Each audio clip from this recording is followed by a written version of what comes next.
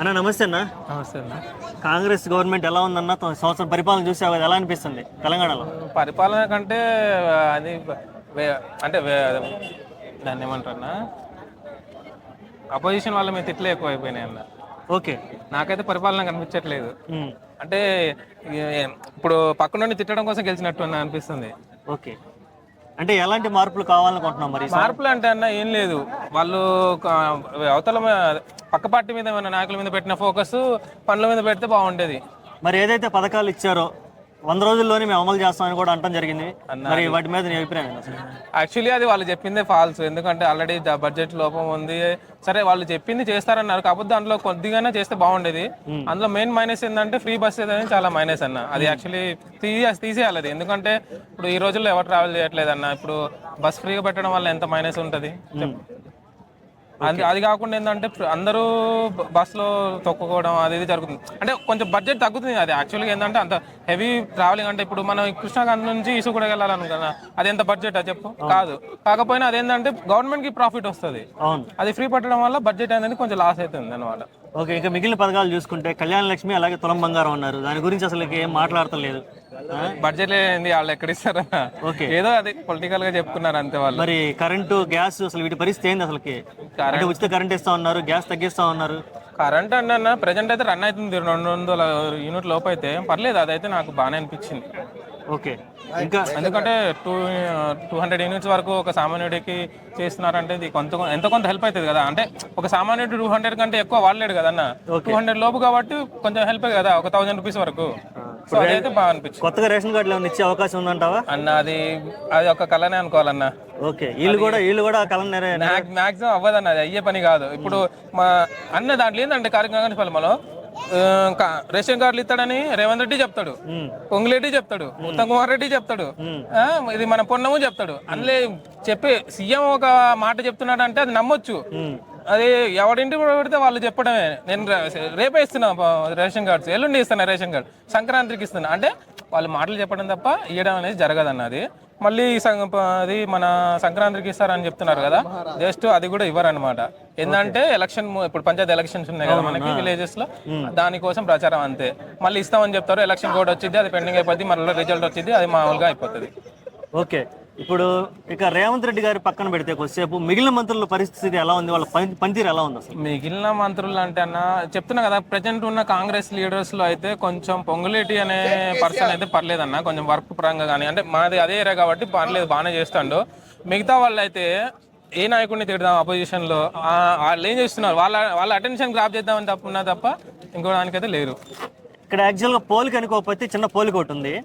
గతంలో ఆంధ్రప్రదేశ్ లో జగన్ గారి గవర్నమెంట్ లో ఏదైతే జరిగిందో, ప్రెస్ మీట్లు పెట్టి ఎవరెవరైతే తిట్టారో ఇక్కడ ఇది జరుగుతుందంటావా? 100% జరుగుతుంది. ఓకే. దీనివల్ల సీఎం దగ్గర నుంచి సామాన్య వరకు అదే జరుగుతుంది అన్న. మాక్సిమం నెక్స్ట్ ఎలక్షన్ లో దాని వల్లే మైనస్ అవుతుంది అని నేను అనుకుంటున్నాను కాంగ్రెస్ కి అయితే. ఓకే. ఇక రేవంత్ రెడ్డి గారి దగ్గరకు వస్తే ఆయన తీసుకుంటున్న నిర్ణయాలు కనుక చూసుకుంటే, హైడ్రా కానీ అటువంటి నిర్ణయం మీద నువ్వు స్వాగతిస్తావా ఏమన్నా?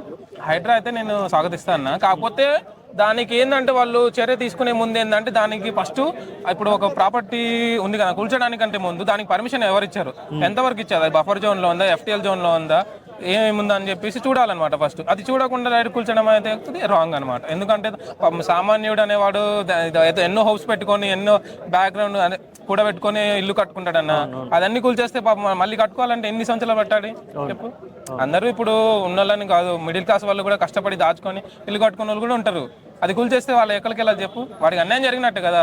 సరే, వాడికి అన్యాయం జరగక ముందు నువ్వు ఎంక్వైరీ చేసి ఉంటే బాగుండేది. అక్కడ తప్పు ఎవరిది? సరే, తప్పు జరిగింది, దానికి పరిష్కారం ఏంటి, వాడికి ఎలా సాల్వ్ చేయాలి పరిష్కారాన్ని? అంటే వాడు ఇంకో ప్లేస్ ఇవ్వాలా, లేకపోతే కూల్చిన దాంట్లో అమౌంట్ ఎంత అయింది, సరే 50% అమౌంట్ ఇవ్వాలా అనేది చేస్తుంటే బాగుండేది. ఓకే. ఇక నెక్స్ట్ చూసుకుంటే టాలీవుడ్ ఇండస్ట్రీ గురించి మాట్లాడుకుంటే, రేవంత్ రెడ్డి గారు తీసుకుంటున్న నిర్ణయాలు ఏమన్నా టాలీవుడ్ ఇండస్ట్రీకి కొంచెం నష్టం చేకూర్చే అవకాశం ఏమైనా ఉందంట? నష్టం అంటే కొంచెం జరగచ్చు అన్న. ఓకే. ఎందుకంటే ఒక్క హీరో మీద ఎంత అటెన్షన్ అయితే అవసరం లేదనుకుంటా దాని గురించి. ఎందుకంటే ఇప్పుడు అల్లు అర్జున్ అనేది A11 గా పెట్టుకున్నారు. A11 మీద అంటే ఏదైనా ఇది మర్డర్ కానీ ఏదైనా జరిగితే A11 మీద అంత ఫోకస్ పెడతాం మనం. A1, A2, A3, A4, A5 వరకు వెళ్తాం. A11 మీద అంత ఫోకస్ పెట్టడం అయితే కరెక్ట్ కాదు. ఓకే. అంటే ఇప్పుడు ఈ విషయాలు ఇటువంటి వాళ్ళ మీద పెట్టే ఫోకస్ ఏదో అభివృద్ధి మీద పెడితే అయిపోయేది కదా. సరే కదా, కనీసం వాళ్ళు ఇచ్చిన హామీలలో ఇది నెరవేరిస్తే బాగుండని నువ్వేమనుకుంటున్నావు? మేము ఫస్ట్ అయితే రేషన్ కార్డు అన్న, ఇంకోటి ఏంటంటే మనకి ఈ మన దళిత బంధు ఉంది కదా, సారీ రైతు బంధు ఉంది కదా, రైతు బంధు 5 acres లోపు ఇచ్చి సర్వే చేసేసి ఇవ్వడం అయితే కొంచెం బెటర్ అనిపిస్తుంది, రైతులకి హెల్ప్ అవుతుంది. అట్ ఏ టైం ఏంటంటే బినామీలు భూములు చాలా ఉన్నాయన్న, ఇప్పుడు వ్యవసాయం చేసేది కాకుండా రియల్ ఎస్టేట్ వాటి అన్నిటి కట్ చేసి పడేసి ఓన్లీ 5 ఎకరాల వరకే. ఇప్పుడు 10 ఎకరాలు ఉంటే ఉన్నట్టే కదన్న కొంచెం గొప్ప. సో మినిమం 5 acres వరకు రైతు బంధు ఇస్తే హెల్ప్ అవుతుందని నేను అనుకుంటున్నాను. ఏదైతే లగచర్లలో ఉన్నటువంటి రైతుల్ని అరెస్ట్ చేయడం జరిగింది, ఆ రైతులను అరెస్ట్ చేయడం అనేది నీకు ఎలా అనిపించింది? రైతుల్ని అడ్రస్ చేయడం, వాళ్ళు ఏం చేశారని అరెస్ట్ చేస్తారు చెప్పన్నా? వాళ్ళు ఏమైనా మర్డర్ చేశారా, లేకపోతే దొంగతనం చేశారా? వాళ్ళకి జరిగిన అన్యాయం గురించి చెప్పడానికి వచ్చారు అంతే తప్ప వాళ్ళు ఏమైనా చేశారా, దోపిడీ చేశారా, దౌర్జన్యం చేశారా? అదైతే కరెక్ట్ కాదన్న 100%. ఓకే, ఇక చూడబోతే నెక్స్ట్ కేటీఆర్ గారిని కూడా ఈ ఫార్మల్ రేస్ కేసులో అరెస్ట్ చేస్తామంటూ ఒక కేసు అయితే ఫైల్. అది ప్రతీకారము ప్రతిచర్య మరి దీని చెప్పాను కదా, అది పక్కన వాళ్ళ మీద ఫోకస్ పెట్టడం, అటెన్షన్ పెట్టడం తప్ప ఏం లేదు దాని గురించి. కక్ష సాధింపు చర్య 100% అది 100% కక్ష సాధింపు. ఇప్పుడు నీకు అవతల నాయకుడు ఏదైనా మైనస్ చేశాడన్న, దాన్ని నువ్వు పాజిటివ్ చేసుకుని తీయాలి, కానీ ఆయన అదే చేశాడు అది మైనస్ చేశాడని చెప్పేసి దాన్ని ఆయన హైలైట్ చేయడం తప్ప దానివల్ల ప్రయోజనం ఏమని చెప్పు. ఓకే, ఇప్పుడు కేటీఆర్ గారిని 10 ఏళ్ళ నుంచి చూస్తున్నావు, నీకేమనిపించింది అసలు కేటీఆర్ గారి మీద అభిప్రాయం? ఒక మంచి విజనరీ లీడర్ అన్న, అంటే ఒక ఐటీ రంగాన్ని బాగా డెవలప్ చేయాలనుకునే ఒక పర్సన్ అన్నమాట. మాక్సిమం మనం అలాంటి వ్యక్తిని అయితే మళ్ళీ తీసుకురాలేం, అంటే ఈ ఐటీ పరంగా. ఆయన వచ్చిన తర్వాత హైదరాబాద్లో నాకు తెలిసి చాలా కంపెనీస్ వచ్చాయి, ఇంకా ఐటీ కూడా చాలా డెవలప్ అయింది. మళ్ళీ ఆ తర్వాత వచ్చిన వాళ్ళు అసలు అయితే ఇప్పటివరకు అయితే నేను ఏం చూడలేదు తెచ్చింది అయితే. ఓకే, ఇప్పుడు రేవంత్ రెడ్డి గారి పాలనకి 10కి ఇన్ని మార్కులు వేయాలంటే నువ్వు ఎన్ని మార్కులు వేస్తావు? ఆయన పాలన కంటే మాటలు ఎక్కువ ఉన్నాయన్న.